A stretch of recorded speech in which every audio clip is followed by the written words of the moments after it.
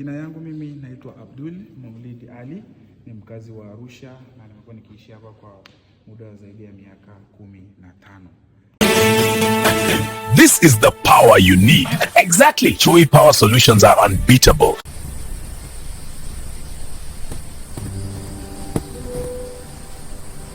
Hapo ulipo sema chui. Nimeajiriwa katika ofisi ya Culture and Heritage na muda wa miaka 4 nafanya kazi hapa.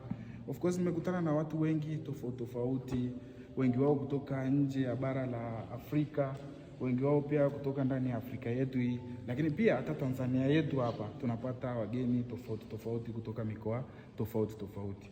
So kitu kikubwa ambacho nakihimiza katika maudhui haya ni kuwahusia Watanzania au kuwaeleza kwamba muje kwa wingi, kwa sababu nikilinganisha namba ya watu kutoka ughaibuni huko na namba ya hapa kwetu, of course namba yetu inakuwa ni chache sana kuliko wao.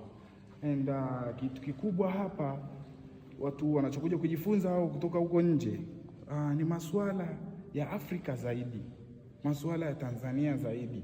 Lakini kwa nini wao ndio wanapata elimu ya namna hiyo pasina sisi kuwa nayo? Kwanza namaanisha kwamba sisi tungekuwa nayo, pengine hata wasingefika sehemu kama hizi. Angekutana mimi popote pale ningemweleza. Kwa hivyo angekuja huko, angekuja kufanya kama ushahidi, lakini maelezo yote anakuwa ameyapata kuanzia kwa mimi, mtu mweusi.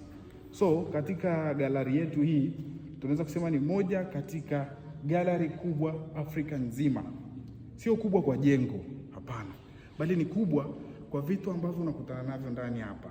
Utakuta culture tofauti za watu kutoka Western Africa, East Africa, sehemu nyingi tofauti, including vitu vya zamani, wazungu wanaita antiques.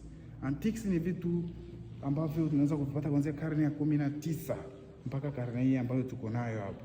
Na vitu hivyo vingi vyao kweli watu kama wa West Africa huko Cameroon, Nigeria walikuwa wameweka nguvu kubwa sana katika kutunza zile tamaduni zao. Na maanisha kutunza tamaduni zao ni kwenye kutengeneza bakitu, kufuma, vitu vya shanga ambavyo kawaida tu huko kwetu tunafanya vya Kimasai, lakini huko West Africa walianza zamani zaidi.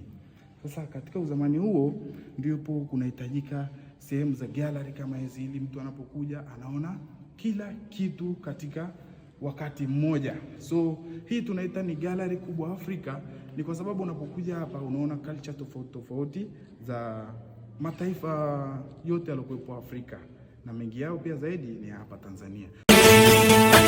This is the power you need. Exactly. Chui Power Solutions are unbeatable.